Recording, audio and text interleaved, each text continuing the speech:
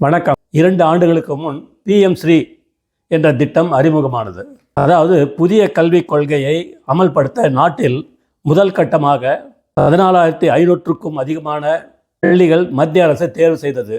இவற்றை மத்திய அரசு 16,128 கோடி ரூபாய், மாநில அரசுகள் 9,232 கோடி ரூபாய் பங்களிப்புடன் முன்மாதிரி பள்ளிகளாக மேம்படுத்த முடிவு செய்யப்பட்டது. முக்கியமான அம்சம் என்னென்னா, மாணவர்களின் பாதுகாப்பு, இயற்கையான சுற்றுச்சூழல், பரவலான கற்றல் அனுபவம், மாணவர்களின் உடல் நலம், கல்விக்கான நவீன வளங்கள், குழந்தைகளின் பன்முக ஆற்றலை வெளிப்படுத்தும் சூழல், பல மொழிகளை கற்கும் வசதி போன்றவை மேம்படுத்தப்படுகின்றன.